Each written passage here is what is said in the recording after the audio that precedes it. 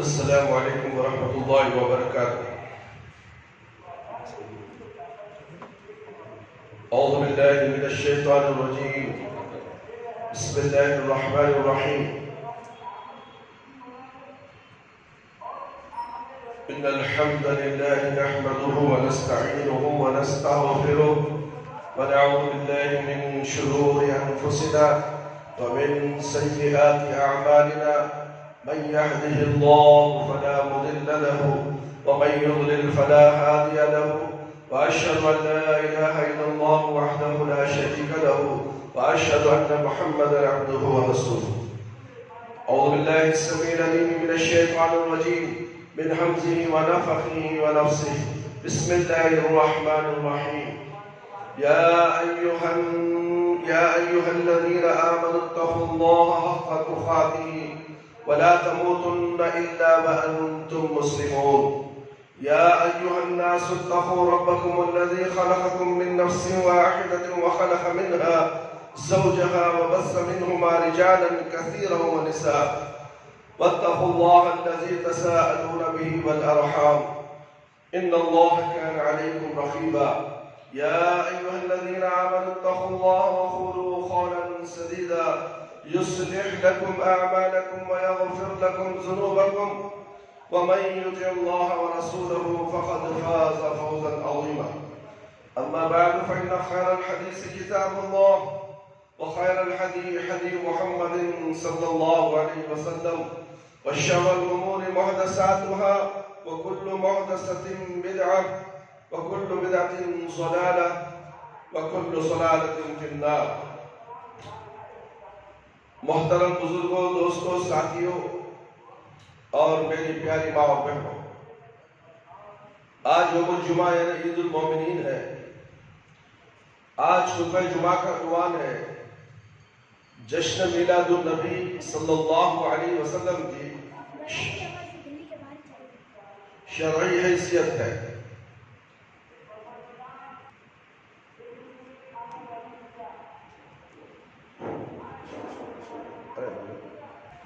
اعوذ باللہ من الشیطان الرجیم، بسم اللہ الرحمن الرحیم۔ جشن میلاد النبی صلی اللہ علیہ وسلم کی شرعی حیثیت۔ برادران اسلام اور خواتین اسلام، مسلمان کی اصل کامیابی اس میں ہے کہ وہ اللہ تعالیٰ اور اس کے رسول صلی اللہ علیہ وسلم کی اطاعت و فرما برداری کرے۔ قرآن مجید اور احادیث نبویہ میں اللہ اور اس کے رسول صلی اللہ علیہ وسلم کی جو تعلیمات ہیں ان کی پیروی کرے اور ان کی خلاف ورزی یا نافرمانی نہ کرے۔ اللہ رب العالمین کا فرمان ہے وَمَن يُطِعِ اللَّهَ وَرَسُولَهُ يُدْخِلْهُ جَنَّاتٍ تَجْرِي مِن تَحْتِهَا الْأَنْهَارُ خَالِدِينَ فِيهَا وَذَلِكَ الْفَوْزُ الْعَظِيمُ۔ ومن يعص الله ورسوله ويتعدى حدوده يدخله نارا خالدا فيها وله عذاب مهين۔ سورہ نساء آیت نمبر 13 اور 14۔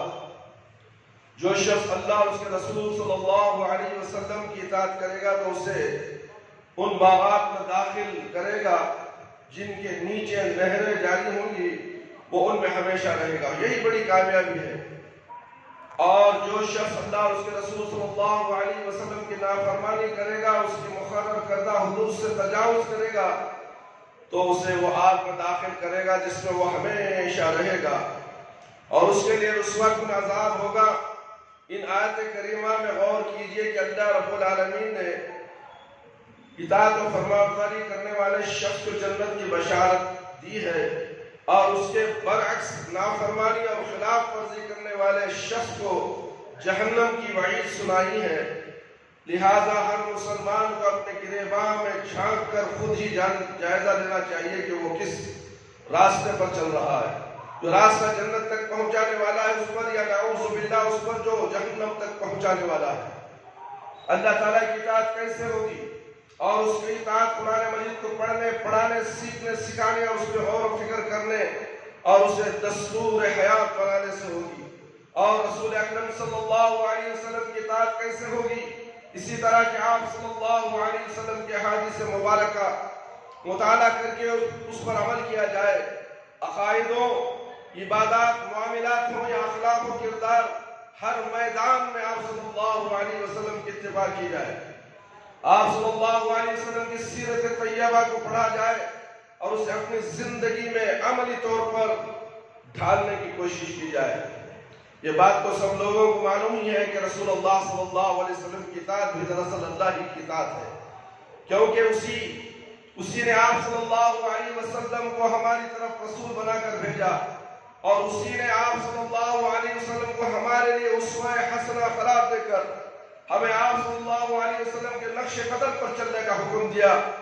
یہ بات تو طے ہے کہ دنیا اور آخرت کی کامرانی اور کامیابی اللہ اس کے رسول صلی اللہ علیہ وسلم کی اطاعت میں اور قرآن و حدیث پر عمل کرنے میں، لیکن سوال یہ ہے کہ اس سلسلے میں ہم کس کو اپنے لیے معیار تصور کریں اور کس کو آئیڈیل بنائیں۔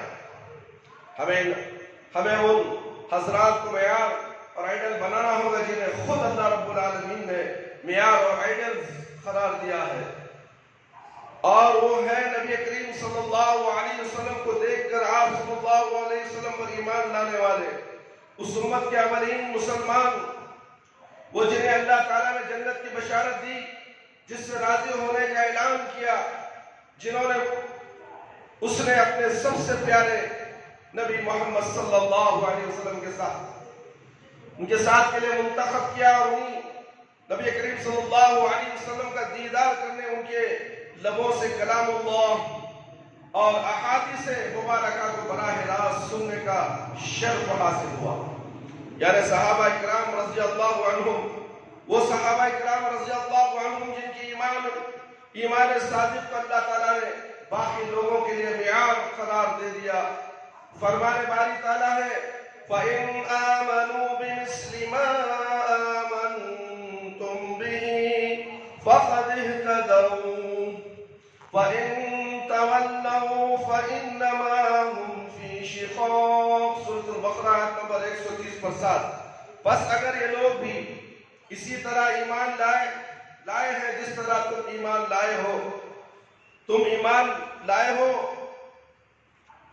تو ہدایت یافتہ ہو جائیں گے، اور اگر منہ پھیر لیں اور نہ مانے تو اس لیے آپ کی حفاظت اور آپ کی مخالفت پر تلے ہوئے ہیں وہ صحابہ اکرام رضی اللہ عنہ جن کا راستہ چھوڑ کر کوئی دوسرا راستہ اختیار کرنے پر اللہ تعالیٰ نے جہنم کی وعید سنائی ہے۔ اللہ رب العالمین کا فرمان ہے وَمَن يُشَاقِقِ الرَّسُولَ مِن بَعْدِ مَا تَبَيَّنَ لَهُ الْهُدَىٰ وَيَتَّبِعْ غَيْرَ سَبِيلِ الْمُؤْمِنِينَ نُوَلِّهِ مَا تَوَلَّىٰ وَنُصَلِّيهِ جَهَنَّمَ وَسَاءَتْ مَصِيرًا۔ سورہ نساء آیت نمبر 115۔ اور جو شخص سیدھا راستہ معلوم ہونے کے بعد پیغمبر کی مخالفت کرے اور مومنوں کے راستے کے سوا اور راستے پر چلے تو وہ جدھر چلتا ہے ہم اسے ادھر ہی چلنے دیں گے اور قیامت کے دن جہنم میں داخل کریں گے، اور وہ بری جگہ ہے۔ اس آیت کریمہ میں مومنوں کے راستے سے مراد صحابہ اکرام رضی اللہ عنہ کا راستہ ہے، کیونکہ نزول قرآن مجید کے وقت بس وہی مومن تھے۔ اس مختصر سی تمہید کا خلاصہ یہ ہے کہ مسلمانوں کو عملی جامع اپنے سامنے قرآن اور حدیث ہی کو رکھنا چاہیے، اور اس سلسلے میں صحابہ اکرام رضی اللہ عنہم کے طرز عمل سے رہنمائی لینی چاہیے کہ انہوں نے قرآن اور حدیث پر کیسے عمل کیا، کیونکہ انہی شخصیات کو اللہ تعالیٰ نے معیار حق قرار دیا ہے۔ خاص طور پر نزعی مسائل میں بھی بات لازم ہے کہ قرآن اور حدیث اور صحابہ اکرام رضی اللہ عنہ کے طرز عمل کو روشنی میں ہی ان مسائل کو حل کیا جائے، اور ان کا فیصلہ اپنی خواہشات یا اپنے مخصوص نظریات کے مطابق نہیں بلکہ صرف اور صرف قرآن اور حدیث کے مطابق کیا جائے۔ اور جس طرح صحابہ اکرام رضی اللہ عنہم نزعی مسائل میں قرآن و حدیث کے سامنے اپنے آپ کو جھکاتے تھے، اور جس طرح وہ واضح نصوص معلوم بیانات بحث و تکرار کو ناجائز تصور کرتے تھے، اسی طرح ہمیں بھی یہی طرز عمل اختیار کرتے ہیں قرآن و حدیث کے سامنے سر خم تسلیم کرنا چاہیے۔ اللہ رب العالمین نے اختلافی مسائل کو حل کرنے کا یہی اصول اپنی آخری کتاب میں قرآن مجید میں ذکر فرمایا ہے، یا ایھا الذین آمنوا اطیعوا اللہ واطیعوا الرسول وأولي الأمر منكم فإن تنازعتم في شيء فردوه إلى الله والرسول إن كنتم تؤمنون بالله واليوم الآخر ذلك خير وأحسن تأويلا۔ سورہ نساء آیت نمبر 50 پر 9۔ اے ایمان والو، تم اللہ تعالیٰ کا حکم مانو اور رسول اللہ صلی اللہ علیہ وسلم کا حکم مانو، اور تم میں جو حکم والے ہیں ان کا، پھر اگر تمہارا کسی بات میں اختلاف ہو جائے تو اسے اللہ اور اللہ کے رسول صلی اللہ علیہ وسلم کی طرف لوٹا دو، اگر تم اللہ اور آخرت کے دن پر ایمان رکھتے ہو، یہی تمہارے حق میں بہتر ہے اور اس کا انجام بہت اچھا ہے۔ اس آیت میں فی شیء نکرہ ہے اور یہ شک فَإِن تَنَازَعْتُمْ کے بعد آیا ہے، اور عربی زبان میں جب یہ اسلوب اختیار کیا جاتا ہے تو اس سے عموماً عموم کا فائدہ حاصل ہوتا ہے۔ فیان ذرا زور کرو، فیانت تمہارے سامنے کی پورے فیانت زور کرو۔ افسوس ہے سب باہر، جب جمعہ کا خطبہ شروع ہے تو باہر پھر رہی، کیا جمعہ کی توہین کرتے تم لوگ؟ اللہ اور اللہ کے رسول کا ڈر ہی نہیں، جمعہ کا ڈر نہیں۔ اذان دینے والے صاحب بھی باہر گھوم رہے ہیں، افسوس ہوتا ہے۔ اعوذ باللہ من الشیطان الرجیم۔ میرے بھائی میرے دوست، اصول اور فروع کے کسی بھی مسئلے میں اختلاف ہو جائے تو اس کا حل تلاش کرنے کے لیے کتاب و سنت کی طرف رجوع کیا جائے، ورنہ اگر تمام متضاد مسائل کا حل کتب اللہ کی کتاب اور سنت نبویہ میں نہ ہوتا تو اللہ تعالیٰ کبھی ان کی طرف رجوع کرنے کا حکم نہ دیتا۔ ابو داؤد کی روایت سے میرے بھائی میرے دوست، میں تمہیں اللہ تعالیٰ کے تقویٰ کا، بات سننے اور اطاعت کرنے کی تاکید کا حکم دیتا ہوں، اگرچہ حبشی غلام ہی کیوں نہ ہو، اور میرے بعد تم میں سے جو لمبے عرصے تک زندہ رہے گا وہ قریب امت میں بہت زیادہ اختلاف دیکھے گا۔ بس تم میری سنت اور میرے ان خلفاء کی سنت کو لازم پکڑنا جو ہدایت یافتہ اور نیکوکار ہوں گے، تم اسے مضبوطی سے تھام لینا اور ہاتھ سے نکلنے نہ دینا۔ دین میں نئے نئے کام ایجاد کرنے سے بچنا، کیونکہ ہر نیا کام بدعت ہے اور ہر بدعت گمراہی ہے۔ میرے بھائی میرے دوست، سورہ نساء کی اس آیت اور سنن ابو داؤد کی اس صحیح حدیث دونوں کے سامنے رکھا جائے تو ہماری اس بات کی مکمل تائید ہوتی ہے جو ہم نے پہلے ذکر کی ہے، وہ یہ ہے کہ تمام اختلافی مسائل کے حل کے لیے قرآن اور حدیث ہی کی طرف رجوع کرنا لازم ہے۔ اور رسول اکرم صلی اللہ علیہ وسلم کی وصیت کے مطابق اختلافات تبھی ختم ہوں گے جب تمام مسلمان سنت نبویہ اور سنت خلفاء راشدین کو مضبوطی سے تھام لیں گے، اور اگر ہر شخص اپنی خواہشات یا اپنے مخصوص نظریات سے چمٹا رہے گا تو یقینی طور پر یہ اختلافات ختم نہیں ہوں گے بلکہ ان میں اور اضافہ ہوگا، جیسا کہ اس وقت مسلمانوں کی صورتحال ہے۔ اب اس حدیث میں غور کیجئے، ہمارے پیارے نبی محمد صلی اللہ علیہ وسلم نے اپنی سنت اور خلفاء راشدین رضی اللہ عنہم کے طریقہ کار کا ذکر فرمایا، پھر نئے نئے کاموں کو ایجاد کرنے سے منع فرمایا اور ہر نئے کام کو بدعت اور گمراہی قرار دیا۔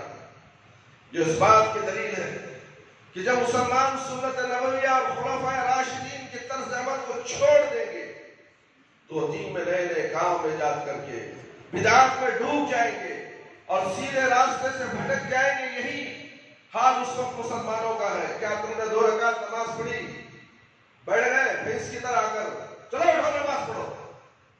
افسوس ہوتا ہے، کام پورے شیطان کے کرتے ہو۔ مسجد کے اندر آنا معلوم نہیں جمعہ کی اہمیت تمہارے سروں سے اٹھ کر چلے جائے گی. نہ اونٹ کا ثواب، نہ گائے کا ثواب، نہ مرغی کا، نہ انڈے کا. اللہ اکبر. آپ اس حدیث پر غور کیجئے میرے بھائی، میرے دوست. یہ آپ اس حدیث پر ہمارے نبی صلی اللہ علیہ وسلم نے اپنی سنت اور خلفائے راشدین رضی اللہ عنہ کے طریقہ کار کا ذکر فرمایا. پھر نئے نئے کاموں کو ایجاد کرنے سے منع فرمایا. ہر نئے کام کو بدعت و گمراہی قرار دیا.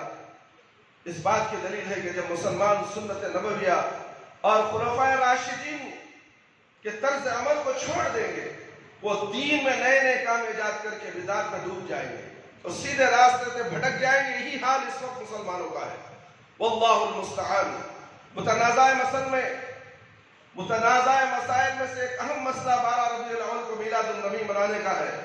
چنانچہ بہت سارے مسلمان نبی کریم صلی اللہ علیہ وسلم کی ولادت باسعادت کے حوالے سے ہر سال ربیع الاول کی 12 تاریخ کو عید میلاد النبی صلی اللہ علیہ وسلم اور جشن مناتے ہیں. عمارتوں پر چراغاں کیا جاتا ہے، جھنڈیاں لگائی جاتی ہیں، نعت خوانی کے لیے محفلیں منعقد کی جاتی ہیں اور بعض ملکوں میں سرکاری طور پر چھٹی کی جاتی ہے. ویسے تو ہندوستان میں بھی چھٹی دی گئی ہے. ہم نے قرآن اور حدیث کی روشنی میں جو توحیدی باتیں ابھی ذکر کی ہیں ان کو مد نظر رکھتے ہوئے ہمیں دیکھنا ہے کہ کیا قرآن اور حدیث میں جشن میلاد النبی صلی اللہ علیہ وسلم کا کوئی ثبوت ہے. کیا نبی کریم صلی اللہ علیہ وسلم نے اپنا میلاد بنایا ہے، اس کی ترغیب دلائی ہے؟ کیا آپ صلی اللہ علیہ وسلم کے خلفائے راشدین رضی اللہ عنہ میں سے کسی نے اپنے دور خلافت میں میلاد کے حوالے سے جشن منایا ہے؟ یوم میلاد کو عید کا دن قرار دیا گیا ہے. کیا قرون اولیٰ میں اس عید کا کوئی تصور تھا؟ اگر قرآن و حدیث اور قرون اولیٰ کی تاریخ کا پوری دیانتداری کے ساتھ مطالعہ کیا جائے تو ہمیں ان سوالات کے جواب کیوں ملتے ہیں؟ میرے بھائی، میرے دوست اور خواتین اسلام، قرآن و حدیث میں جشن عید میلاد کا کوئی ثبوت نہیں ہے. نہ نبی کریم صلی اللہ علیہ وسلم نے اپنا میلاد بنایا، نہ اس کی ترغیب دلائی. پھر خلفائے راشدین کے حوالے سے کوئی جشن سرکاری طور پر یا سرکاری طور پر نہیں منایا اور نہ ہی یوم ولادت کو عید کا دن قرار دیا. اللہ اکبر. حالانکہ اس میں کوئی شک نہیں کہ انہیں نبی کریم صلی اللہ علیہ وسلم سے سب سے زیادہ محبت تھی. اگر وہ چاہتے تو ایسا کر سکتے تھے کیونکہ حکومت ان کے ہاتھوں میں تھی. اللہ اکبر. قرون اولیٰ یعنی صحابہ اکرام رضی اللہ عنہ، تابعین رحمہ اللہ علیہ، تابعین رحمہ اللہ کا زمانہ جنہیں نبی کریم صلی اللہ علیہ وسلم نے بہترین لوگ قرار دیا. اس زمانے میں لوگوں کے ہاں اس عید کا کوئی تصور نہ تھا اور نہ ہی وہ یہ جشن مناتے تھے. اس پر مستحضات یہ کہ اس امت کے معتبر ائمہ دین کے ہاں بھی نہ اس عید کا کوئی تصور تھا اور نہ وہ اسے مناتے اور نہ ہی وہ اپنے شاگردوں کو اس کی تلقین کرتے تھے. جشن میلاد النبی صلی اللہ علیہ وسلم کا موجد، اس کو ایجاد کرنے والا کون تھا؟ آئیے اس کی تاریخ ہم دیکھتے ہیں. جشن میلاد النبی کی ابتدا ابو سعید کوکبوری بن ابی الحسن علی بن محمد ملخب الملک المعظم مظفر الدین اربل موصل المتوفی 18 رمضان 630 کی نے کی ہے. یہ بادشاہ ان محفلوں میں بے دریغ پیسہ خرچ کرتا تھا، پیسہ پانی کی طرح بہاتا تھا اور آلات لہو لعب کے ساتھ راگ اور رنگ کی محفلیں منعقد کرتا تھا. مولانا رشید احمد گنگوہی لکھتے ہیں اہل تاریخ نے صراحت کی ہے کہ بادشاہ جو بھانڈوں اور گانے والوں کو جمع کرتا اور گانے کے آلات سے گانا سنتا اور خود ناچتا تھا. اللہ اکبر. ایسے شخص کی فسق اور گمراہی میں کوئی شک نہیں ہے. ایسے شخص کے فسق اور گمراہی میں کوئی شک نہیں. اس جیسے کہ فعل کو کیسے جائز اور اس کے قول پر کیسے اعتماد کیا جا سکتا ہے. دیکھیے فتاوی رشیدیہ صفحہ نمبر 130 پر 2. نیز کہتے ہیں مختصر کیفیت اس فسق کی اور ایجاد اس بدعت کی یہ ہے کہ مجلس مولود کے تمام میں 20 خطبے لکڑی کے بڑے بڑے عالی شان بنواتا. ہر خطبے میں 5 طبقے ابتدائے ماہ سفر سے اس کو مزین کر کے ہر طبقے میں ایک ایک جماعت راگ گانے والوں، ٹپا خیال گانے والوں، باجے کھیل تماشا ناچنے کود کرنے والوں کو بٹھائی جاتی، اور بادشاہ مظفر الدین خود مع اراکین و ہزارہ مخلوق و خلب و جوار کے ہر روز بعد نماز عصر ان خطبوں میں جا کر ناچ اور رنگ وغیرہ سن کر خوش ہوتا اور خود ناچتا، پھر اپنے خطبے میں تمام رات رنگ و لعب میں مشغول رہتا، اور خبل 2 روز ایام مولود کے اونٹ گائے، بکریاں بے شمار، طبلوں آلات گانے لہو کے ساتھ جتنے اس کے یہاں تھے نکال کر میدان میں ان کو ذبح کرا کر ہر قسم کے کھانوں کی تیاری کرا کر مجلس لہو کو کھانا کھلاتا، اور شب مولود کی کثرت سے راگ قلعے میں گواتا تھا۔ دیکھیے فتاوی رشیدیہ صفحہ نمبر 130 پر 2، یہ تو تھا اس کا موجد، اور جہاں تک اس کے جواز کا فتویٰ دینے والے شخص کا نام ہے تو وہ ہے ابو الخطاب عمر بن حسن المعروف بابن وحیدہ کلبی، متوفی 630 پر 3 ہجری۔ ابن نجار کہتے ہیں کہ میں نے، ابن حجر رحمۃ اللہ علیہ کہتے ہیں، ابن نجار کہتے ہیں کہ میں نے تمام لوگوں کو اس کے جھوٹ اور ضعیف ہونے پر متفق پایا ہے۔ لسان المیزان صفحہ نمبر 290 پر 5۔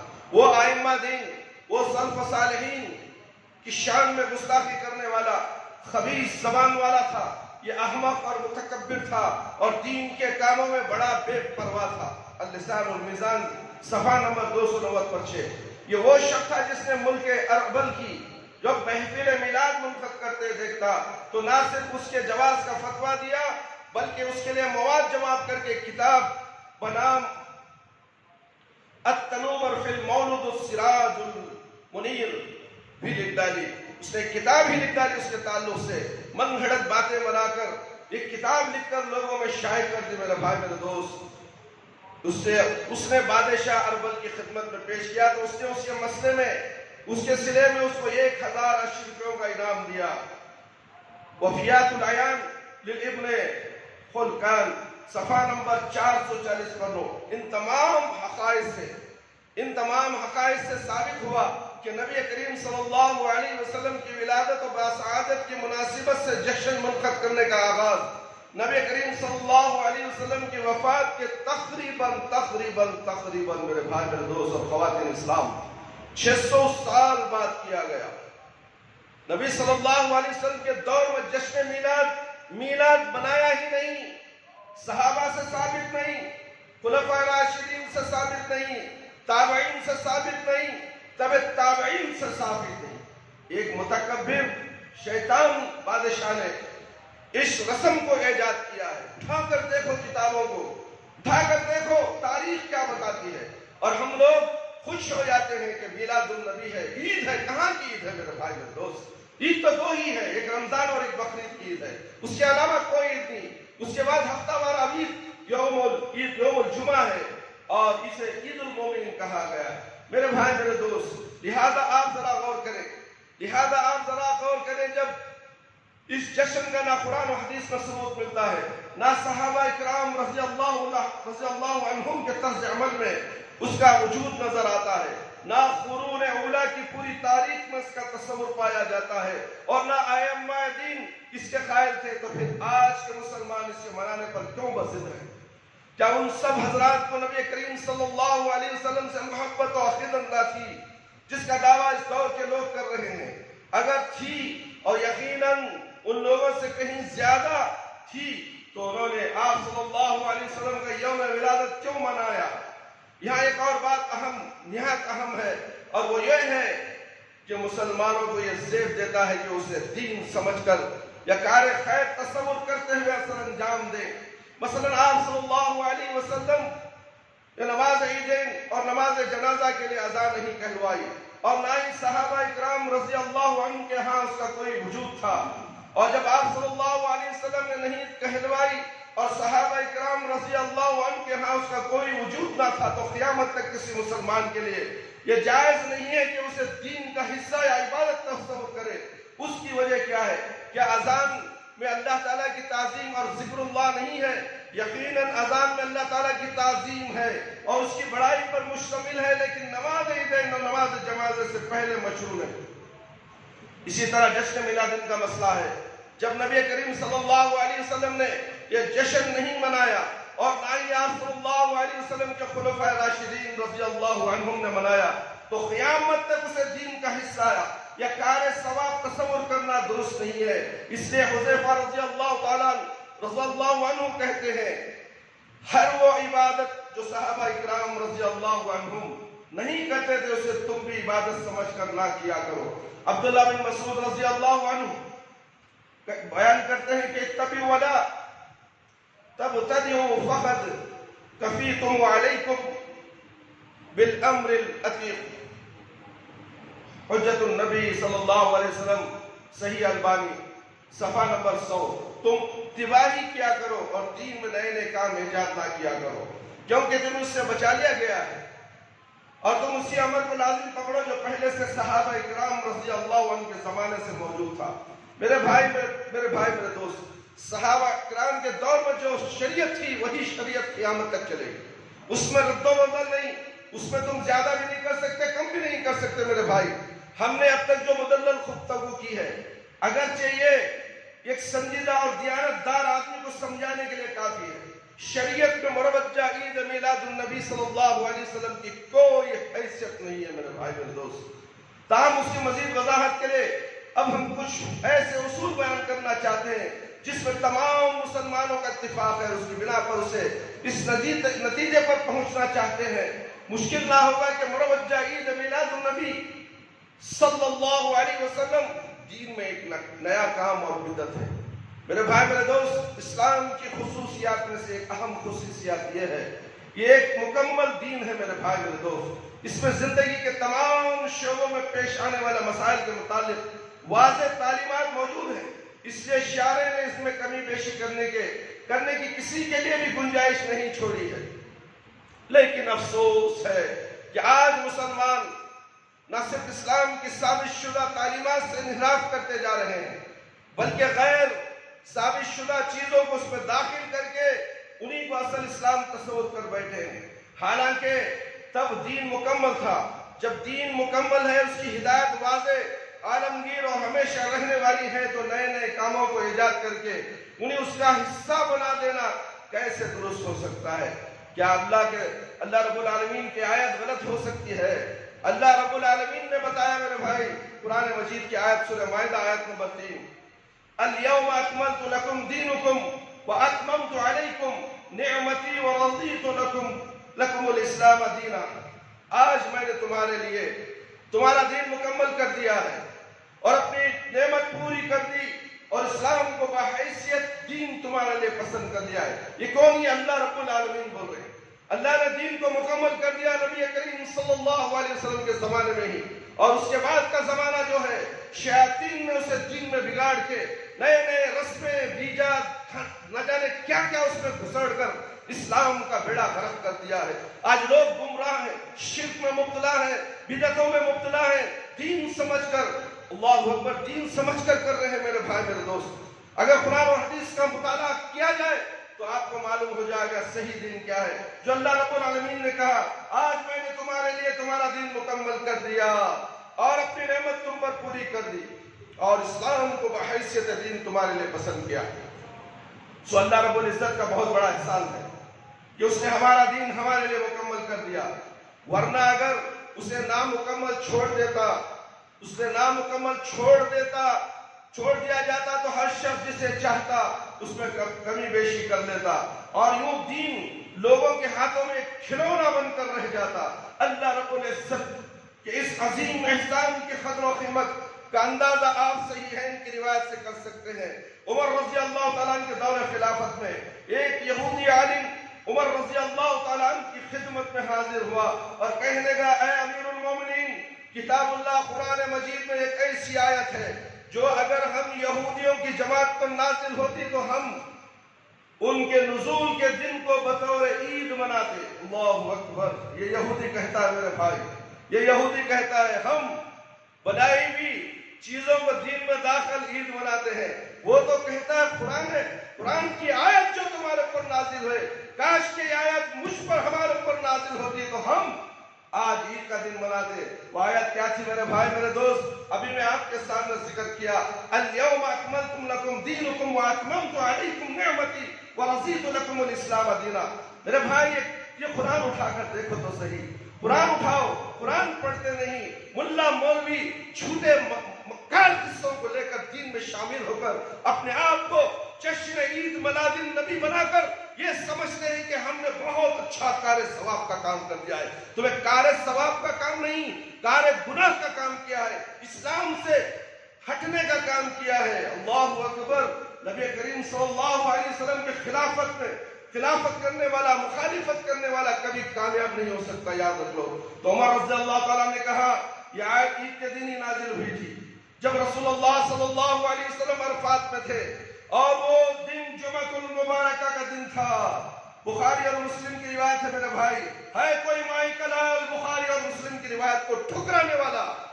قرآن کے بعد سب سے معتبر کتاب، سب سے مانے جانے والی کتاب، تمام علماء کے نزدیک اس کتاب کو معتبر سمجھا جاتا ہے، اور اس کو انکار کرنے والا اسلام سے خارج۔ جاؤ علماء کرام سے پوچھ لو، پوچھنا چاہتے ہو تو میرے بھائی میرے دوست۔ یہودی عالم نے یہ بات کیوں کہی تھی؟ اگر یہ آیت پر نازل، یہ آیت ہم پر نازل ہو تو ہم اس کے نزول کے دن کو یوم عید تصور کر کے اس میں خوشیاں مناتے، اس لیے وہ دین کے مکمل ہونے کی قدر و قیمت کو جانتا تھا۔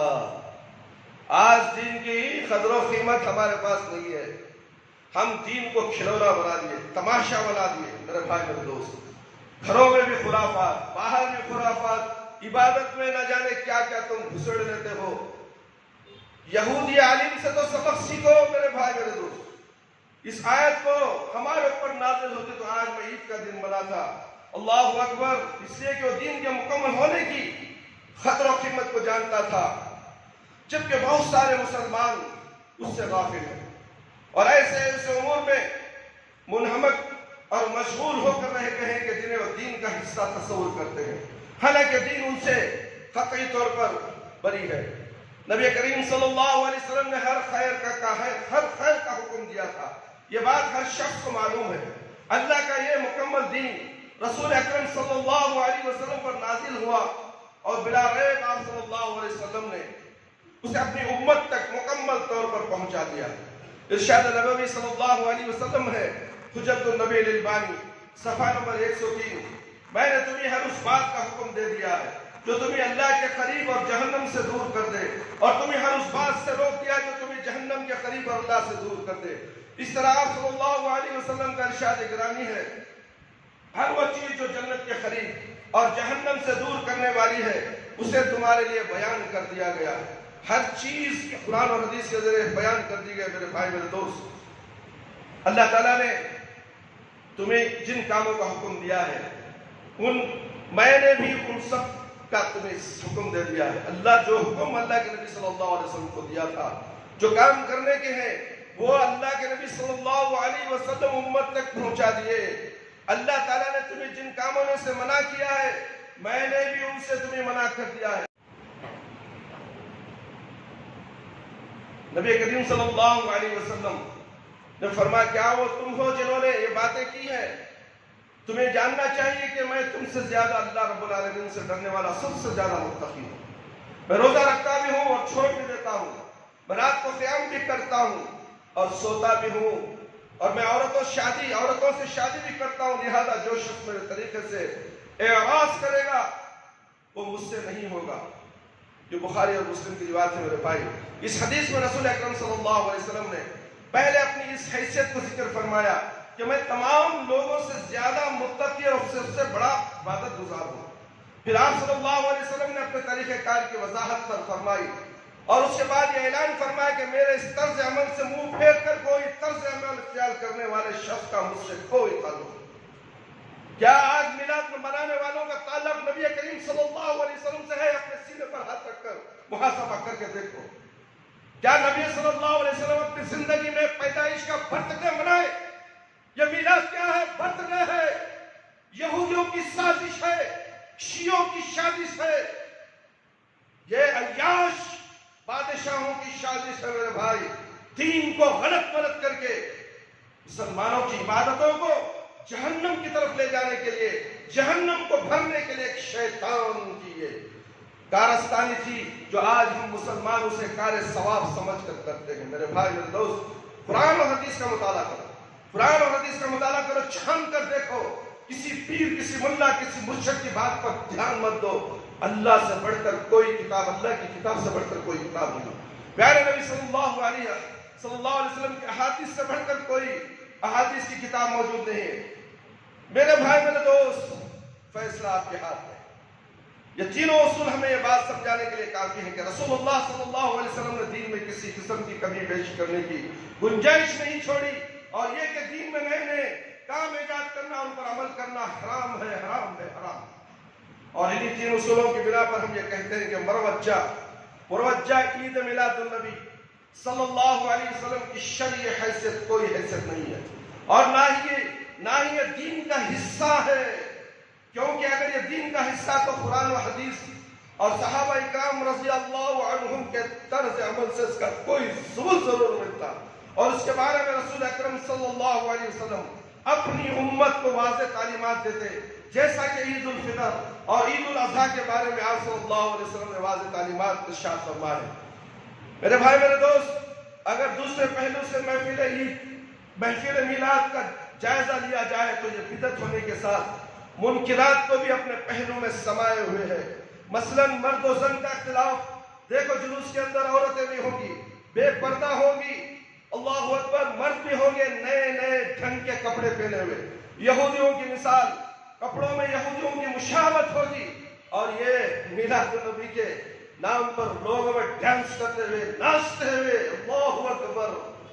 क्या इस्लाम के अंदर नाचना, गाना, ढोल बजाना हराम है? मालूम नहीं, फिर भी हम प्यारे नबी के नाम से ढोल बाजा बजाते हैं। वाह हमारे मुसलमान, तुझे देख कर शैतान तो दूर खड़ के मुस्कुराता है। ये मेरे से 10 कदम आगे बढ़ चुके हैं, मेरा इसमें क्या काम है? अल्लाहु अकबर। मेरे भाई, इस जैसी 20 ख़बाहतें मौजूद हैं जो महफिल मीलाद के नाम पर सवाब समझकर इख्तियार की जाती है। और उन महफिलों में सबसे बड़े गुनाह शिर्क का है। शिर्क का इर्तिकाब करने के कई मनाजिर भी दिखाई देते हैं। मदह रसूल सल्लल्लाहु अलैहि वसल्लम में गुरु से काम लिया जाता है, गैरुल्लाह से फरियाद रसी और मदद तलब की जाती है, और इसके एतिकाद को बयान में डबल बयान किया जाता है। आप सल्लल्लाहु अलैहि वसल्लम की गैब भी जानते थे, आप सल्लल्लाहु अलैहि वसल्लम भी गैब जानते थे, हालांकि ये अल्लाह का वस्फ उसी का खासा है। गैब का इल्म सिवाय अल्लाह रब्बुल आलमीन के किसी को नहीं मालूम। मेरे भाई मेरे दोस्त, ये भी हुक्म दिया अल्लाह के नबी गैब का इल्म जानते हैं। मिलाद नबी के जलसों में जाकर सुनो तो सही, सुनो इनके बयानात को, देखो कुरान और हदीस से तोल कर देखो। तोलने का मियार हमारे पास कुरान और हदीस मौजूद है, फिर भी हम इसे उठाकर बाजू फेंक देते हैं और मुल्ला मौलवियों की बयानों को, दर्सों को, उनके जुलूसों में जाकर सुनकर वो अकीदा अपने दिमागों में बिठा लेते और उसी पर अमल करते यहाँ तक कि उनकी मौत आ जाती। तौबा भी नसीब नहीं होती मेरे भाई मेरे दोस्त। ऐसा अमल करने वाले को अल्लाह ताला उसी रास्ते में लगा देता है। उसे कभी हिदायत नहीं मिलती, उसे कभी तौफीक नहीं, कभी उसे तौबा की भी तौफीक नहीं होती। दीन को समझता ही नहीं है। दीन इसी को समझ कर चलते वाले को कैसे तौफीक होगी? जब तहकीक करेगा, जानेगा कुरान में क्या है इसका जिक्र, अल्लाह के नबी सल्लल्लाहु अलैहि वसल्लम की सुन्नत क्या है, जानेगा, ये नियत से जानेगा कि उसे जानकर मैं अमल करूंगा इंशाअल्लाह। अगर अल्लाह ताला की उसकी नियत इस तरीके की है तो अल्लाह जरूर उसकी मदद फरमाएगा। मेरे भाई मेरे दोस्त, रसूल अकरम सल्लल्लाहु अलैहि वसल्लम का इरशाद है, दीन में गुलू करने से बचो। यानी कि गुलू के माने दीन जितना है उतना ही उससे ज्यादा करने से बचो। तुमसे पहले लोगों को दीन में गुलू ही ने तबाह किया है। इसे सूरह निसा में भी आयत है और इसे इब्न माजा ने, अलबानी ने सही कहा है। आप सल्लल्लाहु अलैहि वसल्लम ने यह भी फरमाया, मेरी तारीफ में हद से तजावुज ना करना। इसकी तारीफ में, नबी करीम सल्लल्लाहु अलैहि वसल्लम की तारीफ में हद से तजावुज ना करना, जैसा कि नसारा ने इब्न मरियम अलैहिस्सलाम की तारीफ में हद से तजावुज किया। بے شک میں ایک بندہ ہوں، کان کھول کر سن لو، حدیث اٹھا کر دیکھ لو، کتاب الکتاب مریم صفحہ نمبر 3440 پر 5۔ کون کہہ رہے ہیں میرے بھائی؟ اللہ کے نبی کہہ رہے ہیں میں بے شک میں ایک بندہ ہوں، لہذا تم بھی اللہ کا بندہ اور اس کا رسول ہی کہو۔ بخاری احادیث الانبیاء باب قول تعالی وَاذْكُرْ فِي الْمَرْيَمُ کتاب المریم، رسول اکرم صلی اللہ علیہ وسلم کی تشریف آری اور میلاد منانے والوں کا اظہار خیال کہ رسول اللہ صلی اللہ علیہ وسلم محفل میلاد میں بذات خود تشریف لاتے ہیں اور اس بنا پر وہ آپ صلی اللہ علیہ وسلم کو سلام اور خوش آمدید کے لیے کھڑے ہو جاتے ہیں۔ افسوس ہوتا ہے کتنے نبی ہیں میرے بھائی۔ چلو آج ہکٹے نگر کے اندر 25 مسجدوں میں میلاد النبی کی نعت پڑھی جائے تو کیا سب مسجدوں میں ایک ہی نبی کھڑے ہو جائیں گے؟ ارے غور کرو، سمجھتا بچہ سمجھ جاتا ہے، مگر یہ بوڑھے نوجوان جو جوش میں آ کر اس پر عمل کرنے والے ہیں، ان کا دماغ خراب ہو چکا ہے۔ شیطان نے ان کو ایسا مسلط کر دیا، یہ صحیح ہے، اسی پر عمل کر نبی آ گئے۔ اللہ نبی آ گیا، یہ کہاں کا اسلام ہے، یہ کہاں کا دین ہے میرے بھائی میرے دوست؟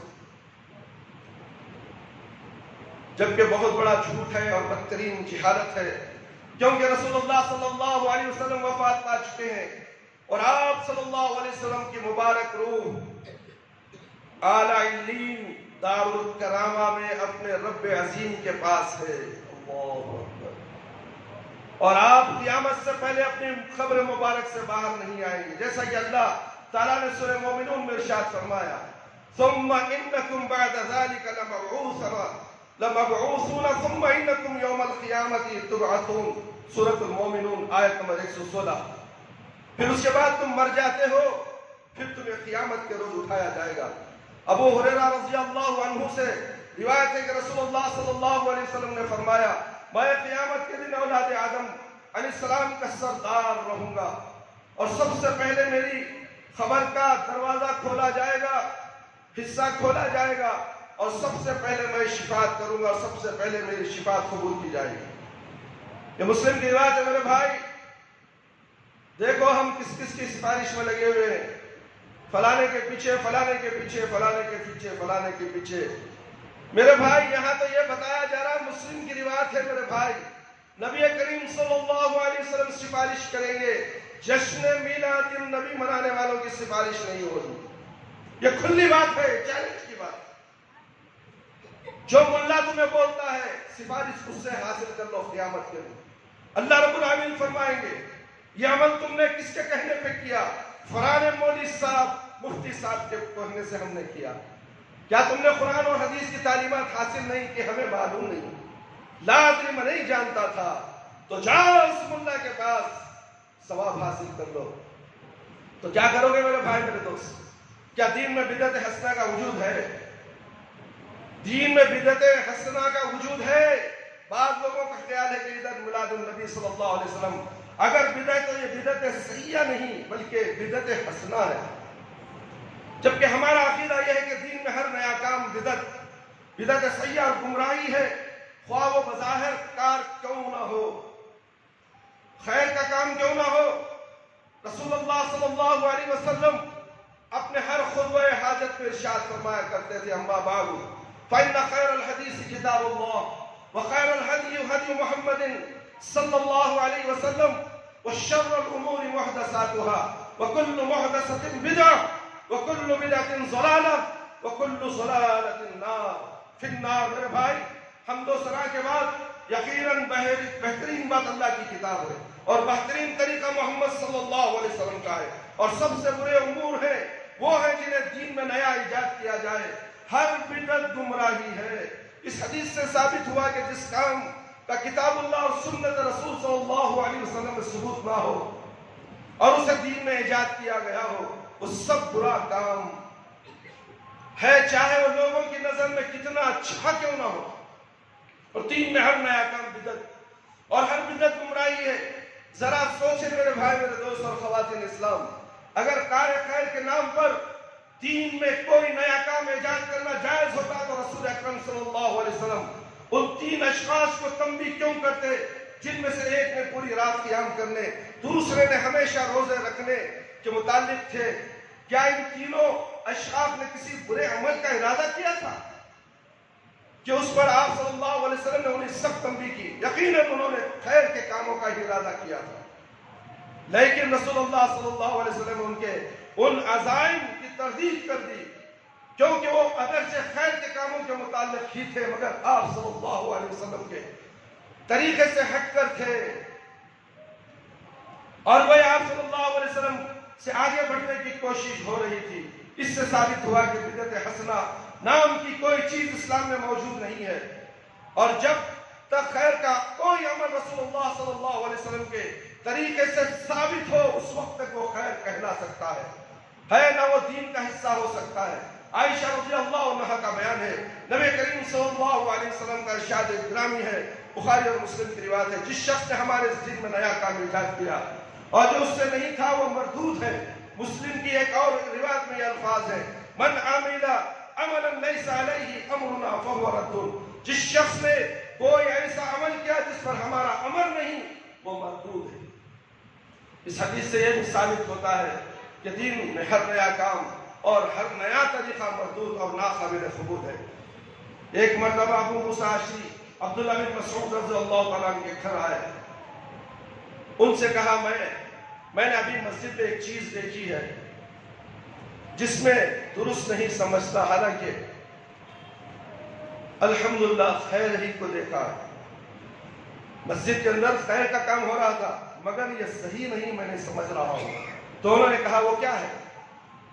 ابو موسیٰ رضی اللہ عنہ نے کہا آپ خود جب مسجد جائیں یہ تو آپ بھی دیکھ لیں گے، میں نے مسجد میں کچھ لوگوں کو دیکھا جو مختلف حلقوں میں بیٹھے نماز کا انتظار کر رہے تھے، ان کے ہاتھوں میں کنکریاں، اور ہر حلقے میں ایک آدمی باقی لوگوں سے کہتا ہے کہ 100 مرتبہ اللہ اکبر پڑھو، تو وہ 100 مرتبہ اللہ اکبر پڑھتے ہیں، پھر وہ کہتا ہے تم 100 مرتبہ لا الہ الا اللہ پڑھو، تو وہ 100 مرتبہ لا الہ الا اللہ پڑھتے ہیں، پھر وہ کہتا ہے 100 مرتبہ، وہ کہتا ہے تم 100 مرتبہ سبحان اللہ پڑھو، پھر 100 مرتبہ سبحان اللہ پڑھتے رہو۔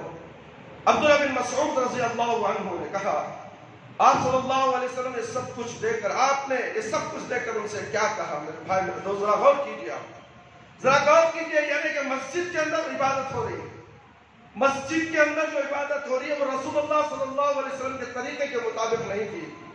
تو عبداللہ بن مسعود رضی اللہ تعالیٰ کہتے ہیں، عبداللہ بن مسعود رضی اللہ تعالیٰ نے کہا آپ نے یہ سب کچھ کر دیکھ ان سے کیا کہا؟ انہوں نے جواب دیا میں آپ کی رائے کے انتظار میں نہیں، انہیں کچھ بھی نہیں کہا۔ عبداللہ بن مسعود رضی اللہ عنہ نے کہا آپ نے انہیں یہ حکم نہیں دیا کہ اپنے گناہوں کو شمار کریں، نہ کہ نیکیوں کو آپ انہیں گارنٹی دے دے کہ تمہاری نیکیوں میں سے کوئی نیکی ضائع نہیں ہوگی۔ پھر عبداللہ بن مسعود رضی اللہ تعالیٰ مسجد تشریف لائے اور ان حلقوں میں سے ایک حلقے کے پاس جا کر فرمایا کیا تم کر رہے ہو؟ تم یہ کیا کر رہے ہو میرے بھائی میرے دوست؟ لوگوں نے کہا ابو عبد الرحمن یہ کنکریاں ہیں جن کے ذریعے ہم اللہ اکبر لا الہ الا اللہ اور سبحان اللہ کی تسبیح شمار کر رہے ہیں۔ پہلے کنکریوں میں شمار ہوتی تھی، آج بڑی بڑی تسبیحیں ہاتھوں میں آ گئی، اللہ اکبر، یہ بدعت ہے۔ تسبیح کنکروں میں سبحان اللہ الحمدللہ پڑھنا بدعت ہے میرے بھائی۔ عبداللہ بن مسعود رضی اللہ تعالیٰ نے صرف بدعت کہا ہے، اللہ اکبر۔ سنیے تو صحیح، جانیے تو صحیح، سچا دین کیا ہے، پکا دین کیا ہے، جو جنت کو جانے والا دین کون سا ہے، اسے جاننے کی ہمیں ضرورت ہے، اسے جاننے کی ضرورت نہیں، ہمارے پاس وقت نہیں ہے، اللہ کے پاس بھی وقت نہیں ہے میرے بھائی۔ تمہاری زندگی کی گھڑی ختم ہوتے جا رہی ہے اور تم میلاد بناتے ہو، برتھ ڈے مناتے ہو، تمہارا سال ختم ہو گیا، اب آنے والا سال کیسا ہے، موت کا پیغام لے کر آئے گا۔ سنو عبداللہ بن مسعود رضی اللہ تعالیٰ کیا کہتے ہیں۔ لوگوں نے کہا ابو عبد الرحمن یہ کنکریاں ہیں جس کے اندر ہم تسبیحات شمار کرتے ہیں۔ عبداللہ بن مسعود رضی اللہ تعالیٰ عنہ نے فرمایا تم اپنی برائیاں شمار کرو اور میں تمہیں ضمانت دیتا ہوں کہ تمہاری کوئی نیکی ضائع نہیں ہوگی۔ پھر فرمایا افسوس تم پر اے امت محمد صلی اللہ علیہ وسلم تم کتنی جلدی ہلاکت کی طرف چل دیے. یہ تمہارے نبی صلی اللہ علیہ وسلم کے صحابہ ابھی بکثرت موجود ہیں. یہ صحابہ کے دور کی بات ہے. اللہ کے نبی کے انتقال کے بعد صحابہ کی موجودگی میں ایسا ہو رہا ہے میرے بھائی میرے دوست. اب تو کیا بدعتوں کا ننگا ناچ سنا جا رہا ہے. کوئی نہیں کہتا یہ ہمارے مولوی صاحب, یہ ٹھکانے مولوی صاحب, یہ میرا مفتی, یہ میری مسجد, یہ میری مجلس, یہ میرا گھر, یہ میری دکان, یہ میرا یہ. اللہ اکبر اللہ اکبر. یہ کیا ہو گیا ہے مسلمانوں کو؟ دین میں دین کو بانٹ کے رکھ دیا. دین تو ایک ہی ہے, وہ اسلام ہے. اس کے ٹکڑے ٹکڑے بنا دیے گئے میرے بھائی میرے دوست. کون سے ٹکڑے پر عمل کرے؟ سب کہتے ہیں کہ ہم جنت کو لے جائیں گے. جنت کو جانے کا معیار قرآن و سنت ہے. اگر اس کو چھوڑ کر کسی لال پیلی کتاب کے پیچھے پڑے, یاد رکھو وہ دن پچھتاوے کے سوا کچھ نہیں. جب ملک الموت تمہارے سامنے آ کر کھڑے ہوں گے, تمہاری ہوا پتلی ہو جائے گی. ایسے خطرناک ہوں گے. تم اگر گناہ ہو تو تم ڈر کر پیخانہ کر لو گے, پیشاب کر لو گے. جب تمہیں پتا چل جائے گا ہمارا دین صحیح نہیں تھا, اس وقت معلوم ہوگا. جب اس وقت معلوم ہوگا تو فائدہ کیا ہے؟ فائدہ کیا ہے؟ کیا مرنے والا یہ کہے گا کہ مجھے روح نکالنے والے بڑے خطرناک فرشتے آئے ہیں, مجھے مارتے ہیں, پیٹتے ہیں, لوہے کی سلاخوں سے میری روح نکالتے ہیں اور گندے کپڑے میں لپیٹ کر میری روح کو ساتھ آسمان کی طرف لے جاتے ہیں. کوئی مردہ بولتا ہے, نہلانے کے وقت بولتا ہے, کپڑے نکالنے کے وقت بولتا ہے, یا کفن پہنانے کے وقت, یا جنازے کی نماز کے وقت ملا مولوی کو بولتا ہے کان میں, دفنانے کے وقت بولتا ہے. تو پھر سمجھتے کیوں نہیں؟ یہ سب غیب کی باتیں ہیں میرے بھائی میرے دوست. اس پر عمل کرنا ہے. وہ وقت آنے سے پہلے اپنے دین کا جائزہ لو, اپنے گریباں میں منہ جھانک کر دیکھو. آج میلاد النبی کا جشن منانے والوں, اس طرح تم جشن مناتے ہو, ہر روز کیوں نہیں مناتے؟ ہر روز کھانا کیوں تقسیم نہیں کرتے؟ ہر روز شربت کیوں نہیں پلاتے؟ ہر روز غریبوں کو کھانا کیوں نہیں کھلاتے؟ آج کا دن کیوں کھلاتے ہو؟ آج روزہ کیوں نہیں رکھا تم نے؟ کیا مذاق بنا رکھا ہے دین کا تم نے؟ نبی کریم صلی اللہ علیہ وسلم کی سنتوں کا دھجیاں اڑا دیتی ہو. پھر کہتے ہو وہ عاشقان رسول. کیا ناچنا گانا عاشقان رسول ہے؟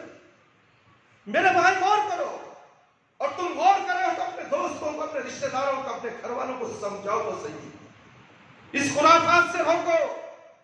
کاش کے کتنے گھر, کتنے قبیلے, کتنی جماعتیں بچ جائیں گی جہنم کی دہکتی ہوئی آگ سے. صحابہ اکرام رضی اللہ عنہ ابھی بکثرت موجود ہیں. آپ صلی اللہ علیہ وسلم کے کپڑے ابھی بوسیدہ نہیں ہوئے, اور نہ ہی آپ صلی اللہ علیہ وسلم کے برتن ابھی ٹوٹے ہیں. اس اللہ کی قسم جس کے ہاتھ میں میری جان ہے, کیا تم یہ سمجھتے ہو کہ محمد صلی اللہ علیہ وسلم کے طرز عمل سے بہتر طرز عمل پر ہو, یا تم گمراہی کا ایک دروازہ کھول رہے ہو؟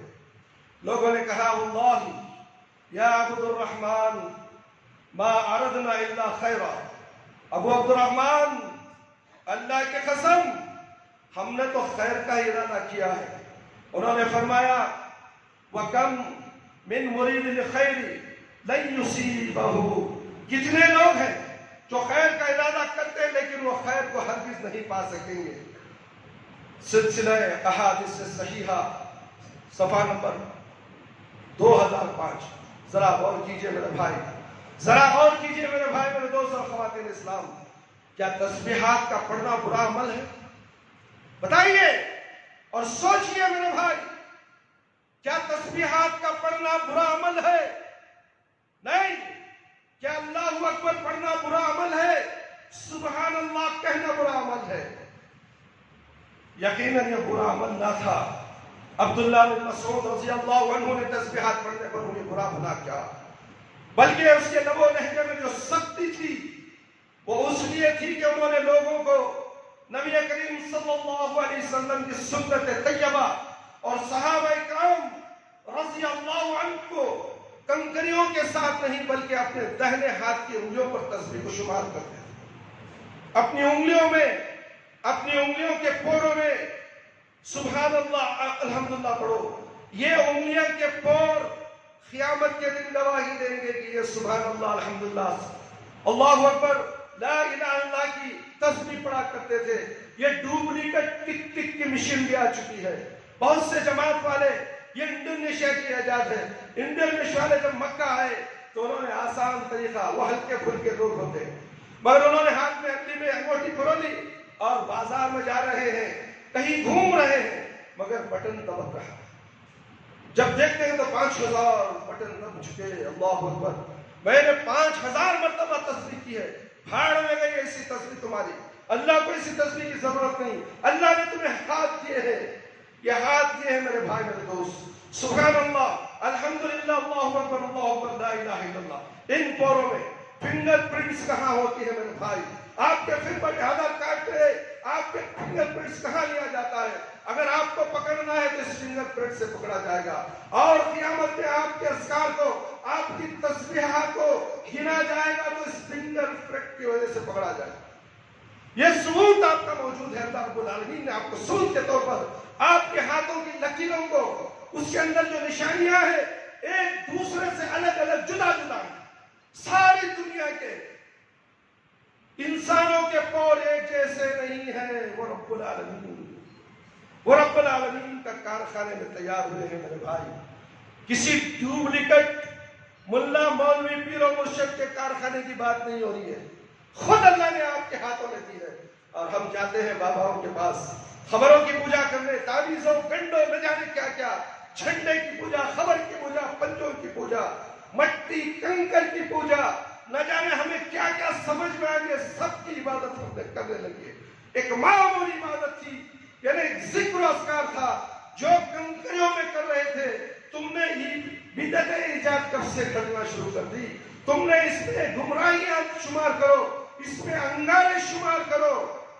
کیا اللہ کے نبی صلی اللہ علیہ وسلم کا انتقال ہو کر ابھی کچھ عرصہ نہیں ہوا تم نے بدعتیں گھڑنا شروع کر دی. یہ کون؟ عبداللہ بن مسعود رضی اللہ عنہ کہتے ہیں جلیل القدر صحابی رسول. میرے بھائی ہمیں صحابی رسول کی ضرورت نہیں، ہمیں پیر و مرشد ملا مفتی مولوی کی ضرورت ہے. یہ جھوٹے مکار قسم کے قصے سنا کر آپ کو بہلاتے ہیں. اپنے مسجدوں کی دیواروں میں لیٹا سلگانا، چراغیں سلگانا، گلیوں میں چراغیں. اللہ اکبر. ابھی حالیہ دنوں میں حیدرآباد میں اتنا بڑا سیلاب آیا، گھر کے گھر ڈوب گئے، کھنڈر کا پانی گھروں میں داخل ہو گیا، گھر نیست و نابود ہو گئے. لاکھوں میں رہنے والا آدمی 1 روپے کا محتاج ہو گیا، پانی پینے کے پانی کے لیے محتاج ہو گیا. آج جا کر دیکھو، کل کے ویڈیو اٹھا کر دیکھو میرے بھائی، نیوز کے بیٹے دیکھو کیا شان و شوکت ہے. جشن میلاد النبی کے جھنڈے لگے ہوئے، پوری گلیوں میں لائٹاں سجایا گیا ہے. کیا یہ بدماشی نہیں؟ کیا اللہ کا غصہ اور غضب زیادہ نہیں ہو رہا ہے؟ ابھی تو میں عذاب دیا، ابھی تم نے بدعتیں زور و شور سے کرنے لگے. اللہ کا رب العالمین کا کرم ہے، اس بنگلور کے لوگوں نے، علماء کرام نے اس کو تھما دیا. دیکھو اگر آج جمعہ ہوتا، لوگوں میں بینڈ باجے بجتے ہو، ڈانس ہے، ڈی جے، نہ جانے کیا کیا تم ننگا ناچتے تھے. یہ کرونا اور لاک ڈاؤن نے تمہارے ناجائز عید میلاد کو ختم کر دیا. تمہاری جرت نہیں ہے حکومت کے خلاف کام کرنے کی، جرت نہیں. بیلنس کرتے ہو، روک کر دیکھو. حکومت نے روک دی، بولتی بند. نہیں، یہ دین ہو سکتا ہے. دین کے لیے اپنے آپ کو پیش کرو. میرے بھائی میرے دوست، بتانا یہ مقصد ہے. دین یہ نہیں ہوتا. ذرا غور سے سنیے میرے بھائی میرے دوست. اللہ کے نبی عبداللہ بن مسعود رضی اللہ تعالیٰ نے تسبیحات پڑھنے پر انہیں برا بھلا کہا، بلکہ ان کے لب و لہجے میں وہ سختی تھی. میرے بھائی نبی کریم صلی اللہ علیہ وسلم صحابہ کرام رضی اللہ عنہ کنکریوں کے ساتھ نہیں بلکہ اپنے دہنے ہاتھ کی انگلیوں پر تسبیح کو شمار کرتے تھے. ان کے وہ حلقوں میں بیٹھ کر اجتماعی شکل میں نہیں، حلقہ بنا کر بھی نہیں، گروپ بندی نہیں. آج کل ایک جماعت ہے گروپ بندی میں حلقہ بنا کے گشت کر کے کیا کہ نامہ دے کر مروجہ نامے دے کر لوگوں کو بھولے بھالے مسلمانوں کو جمع کر ذکر و اذکار کیے گا. انفرادی طور پر ذکر و اذکار کرو, الگ الگ بیٹھ کر کرو. یہ تعلق تمہارا اللہ سے ہے. کوئی تمہیں نہ دیکھے, ریاکاری میں مبتلا نہ ہو جائے کہ یہ دیکھو ذکر و اذکار کرتے بیٹھتا ہے. نہیں, چھپ کر کرو, انفرادی کرو. یہ دل کا راز ہے, یہ رب العالمین جانتا ہے. تمہاری نیت کے اندر تم جتنا ذکر کرتے ہو, یہ عبادت اللہ رب العالمین کو معلوم ہونی چاہیے, لوگوں کو دکھانے کے لیے نہیں. میرے بھائی میرے دوست, ایسا مت کرو. اجتماعی شکل نہیں بلکہ انفرادی طور پر الگ الگ ترتیبات پڑھتے تھے. تو ان کا یہ عمل اگرچہ لوگوں کی نظر میں کار خیر تھا, لیکن چونکہ رسول اللہ صلی اللہ علیہ وسلم کی سنت سے ہٹ کر تھا, اس لیے عبداللہ بن مسعود رضی اللہ تعالیٰ عنہ نے انہیں نہایت سخت الفاظ میں تنبیہ کی. انہوں نے یہ نہیں کہا کہ چلے ٹھیک ہے کوئی بات نہیں, نیکی تو کر رہے ہو. آج کے جو علماء کرام بولتے نا, سلام پڑھنا اذان سے پہلے, الصلاۃ والسلام علیک یا رسول اللہ, نبی سے ثابت نہیں. ابھی لوگ کیا اچھا کام نہ بھائی, نبی کو معلوم نہیں تھا اچھا کام, تمہارے ملا کو معلوم ہو گیا, تمہارے موسم کو, تمہارے متولی کو, تمہارے مسجد کے امام کو اور خطیب کو معلوم تھا, اللہ کو معلوم نہیں. کعبۃ اللہ کے اندر, مدینہ منورہ کے اندر کیا اس طرح سلام پڑھا جاتا اذان سے پہلے؟ نہیں. تو پھر تم کیوں پڑھتے ہو؟ تم کیوں پڑھتے ہو میرے بھائی؟ پوری دعا اذان ختم ہونے کے بعد دعا پڑھو, اس کے بعد درود شریف پڑھو. پوری اذان ختم ہونے کے بعد درود شریف پڑھو, پھر دعا پڑھو. دونوں جائز ہیں. دعا پڑھو, نہیں وہ نہیں ہوگا. اور جیسے ہی الصلاۃ والسلام یا رسول اللہ کے کلمات, دکان میں کام ہتھوڑی مار کر تو ہتھوڑی خاموش, اللہ اکبر تو پھر ہتھوڑی مارنا شروع کر دو. نبی کریم صلی اللہ علیہ وسلم کے سلام پڑھتا ہے تو کام روکتا ہے, جب اللہ اکبر کہا جاتا ہے تو ہتھوڑی کو مارنا شروع کر دیتا ہے. یہ جاہل قسم کا انسان, دین سے اس کا کوئی واسطہ نہیں, اذان کی بھی تعظیم نہیں. کتنے لوگ ایسے ہیں, اذان ہوتی ہے سگریٹ پیتے رہتے ہیں, ہوٹلوں میں کھڑ کر گپے مارتے ہوئے دائیں ہاتھ سے چائے اور سیدھے ہاتھ سے سگریٹ, حرام سیدھے ہاتھ سے, حلال دائیں ہاتھ سے پیتے ہیں. اذان ہوتی ہے, چاروں مسجد سے اذان کی آواز گونجتی ہے, مگر ان کے کانوں میں جوں تک نہیں لگتی. میرے بھائی میرے دوست, کیا یہ عمل صحیح ہے؟ کیا یہ نیک عمل ہے؟ سوچو تو صحیح, جانو تو صحیح. نماز اذان ہو گئی, اذان کے کلمات کے جواب دو. پھر اذان ہونے کے بعد کیا کرنا چاہیے میرے بھائی میرے دوست؟ فوراً مسجد آنا چاہیے. بلکہ یہاں تک ہے کہ اذان سے پہلے مسجد میں آؤ, 2 رکعت تحیۃ المسجد, تحیۃ الوضو پڑھو, ذکر و اذکار کرو, اذان کا انتظار کرو. جب مسجد میں بیٹھے تو نماز کی حالت میں رہو گے تم, اور جب اذان ہو جائے اٹھ کر کھڑے ہو کر 2 رکعت نمازیں پڑھو. اس کے بعد دعا کرو, اقامت سے پہلے دعا کرو, تمہاری دعاؤں کو اللہ رب العالمین قبول کرے. دعا نہیں کرتے, تعویذ گنڈے بابا دعا کرنے کے لیے کہا گیا ہے. کوئی بیوی سے پریشان, کوئی بچے سے پریشان, کوئی طلاق کے مسئلے سے پریشان, کوئی خلا کے مسئلے سے پریشان, کوئی روزی روٹی کے لیے پریشان, مگر پریشان ہے مگر دعا نہیں کرنا چاہتا, مسجد آنا نہیں چاہتا, اذان کے بعد انتظار کرتے ہوئے اقامت تک دعا کرنا نہیں چاہتا, جو تو قبولیت کا وقت ہے. نماز کے فوراً بعد, ذکر و اذکار کے بعد, فرض نماز کے بعد دعا کرو. دعا کو قبول کرنے کا اللہ نے وعدہ دیا. اور تمہیں موبائل, سلام پھرتے ہی موبائل جوب سے نکلتا ہے, ٹنگ کے روشنی آتی ہے. لوگوں کو کیا باور کرانا چاہتے ہو کہ جو ابھی فون آ گیا ہے مجھے, میں جا رہا ہوں, مجھے ملا مولوی کچھ نہ بولے.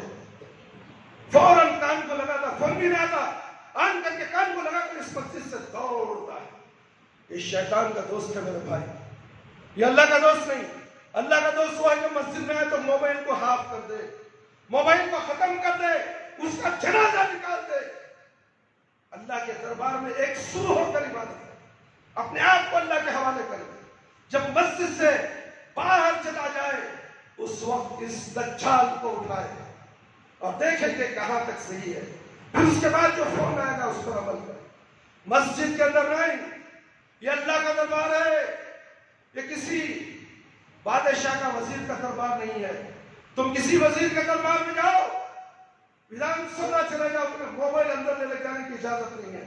یہ اللہ رب العالمین کے دربار میں تم آ کر موبائل آن رکھتے ہو، اور نماز کے دوران رنگ بجتی ہے اور نماز کے سامنے سجدے کی جگہ موبائل کو رکھتے ہو.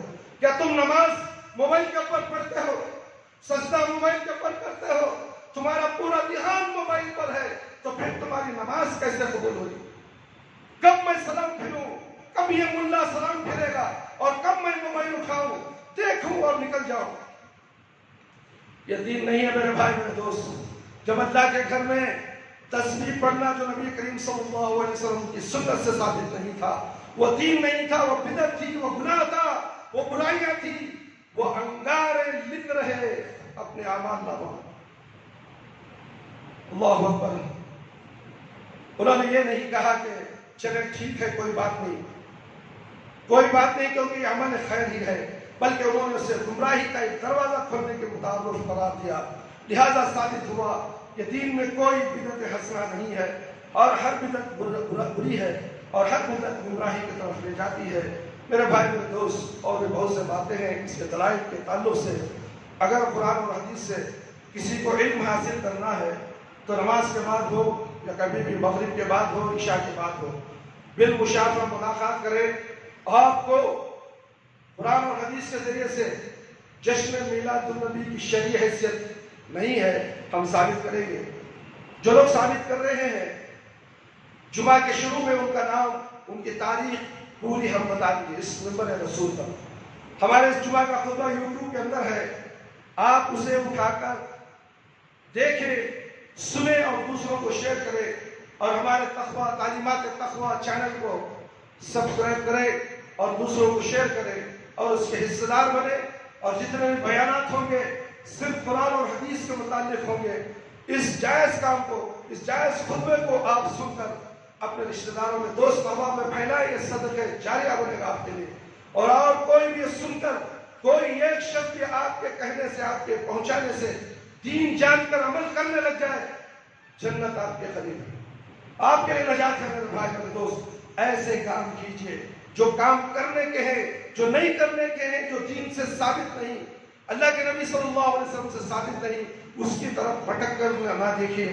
میرے بھائی میرے دوست، اللہ رب العالمین سے دعا ہے کہ اللہ تعالیٰ مجھے اور آپ تمام کو ان تمام قرآن اور حدیث کی باتیں جو ہم نے آپ کے سامنے دلائل کے ساتھ پیش کی ہیں، انشاءاللہ اسے سن کر بغور مطالعہ کرتے ہوئے کتابوں کا اور قرآن اور حدیث کا اس پر عمل کرنے کی اللہ مجھے بھی اور آپ تمام کو بھی توفیق عطا فرمائے. اللہ تعالیٰ ہمارے گناہوں کی مغفرت فرما دے، ہمارے شرک اور بدعت کے کاموں کو توفیق سے، اللہ کی توفیق سے ہمیں اس سے دور ہٹا دے اور شرک اور بدعت سے بچا دے. میرے پروردگار، اے اللہ تو رحم کرنے والا ہے، ہم سب پہ رحم فرما. اے اللہ ہمارے والدین، ہمارے رشتہ دار جو اس دنیا سے جا چکے ہیں، اے اللہ اگر وہ قابل رحم قابل مغفرت ہے تو اللہ ان کی مغفرت فرما دے. اے اللہ جو لوگ بیماری میں مبتلا ہے، کرونا کی بیماری ہو، کینسر کی بیماری ہو، کسی بھی موذی بیماری میں مبتلا ہے، تو اے اللہ ان تمام کو بھی شفا کلی شفا عاجلہ عطا فرمائے.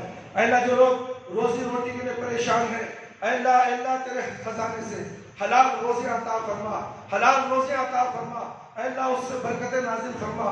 اے اللہ سب کی پریشانیوں کو، تکلیفوں کو دور فرما دے. میرے پروردگار تو رحم کرنے والا ہے، ہر ایک مسلمان کو قرآن اور سنت پر چلنے والا بنا دے، 5 وقت نماز پڑھنے والا بنا دے، اس کے اوقات میں نماز پڑھنے والا بنا دے. میرے پروردگار ہماری جو نمازیں ہیں پیارے نبی صلی اللہ علیہ وسلم کے سنت کے مطابق نماز ہو. اے اللہ اس نماز کو تو قبول کرنے والا ہے، وہی نماز ہمیں عطا فرما جو پیارے نبی صلی اللہ علیہ وسلم کی سنت سے ثابت ہے. اے اللہ کامیابی ہمارے لیے کامیابی عطا فرما، دنیا میں بھلائی عطا فرما، اور خبر میں اللہ خبر کے عذاب سے بچا لے، جہنم کی آگ سے بچا لے، خبر کے سوالات بالکل آسان فرما دے، خبر کی تاریکی کو روشنی میں بدل دے، میدان حشر میں رسوائی سے بچا لے. اے اللہ ہمیں موت دے تو ایمان کی حالت میں موت دے، جب ہماری روح ہمارے جسم سے نکلے اے اللہ ہماری زبان پر کلمہ لا الہ الا اللہ محمد الرسول اللہ جاری رہے. یہ ہے کلمہ، اگر تم اس کلمے کے مطابق زندگی بسر کرو گے، موت کے وقت کلمہ نصیب ہوگا. یہ ڈھونگے میلاد النبی منانے والوں کبھی کلمہ نصیب نہیں ہوگا. اللہ تعالی ہمیں ان میں شامل نہ کرے، سنت کے مطابق عمل کرنے والوں میں ہمارا شامل کرے، صحابہ کرام میں ہمارا طرز عمل پر عمل کرنے کی ہمیں توفیق عطا فرمائے، ہمارے گناہوں کو بخش دے میرے پروردگار، ہماری کوتاہیوں کو بخش دے، تو بخش نہیں کرے گا تو کون بخشش کرے گا؟ اے اللہ، آج عید المومنین ہے، آج عید المومنین ہے میرے پروردگار، اس عید المومنین میں ہماری دعاؤں کو قبول فرما دے، ہمیں پکا سچا مسلمان بنا اور پکا نمازی بنا دے جو دین کا ستون ہے، خبر میں نور ہے۔ ربنا تقبل منا انك انت السميع العليم وتب علينا انك انت التواب الرحيم سبحان ربك رب العزة عما يصفون وسلام على المرسلين والحمد لله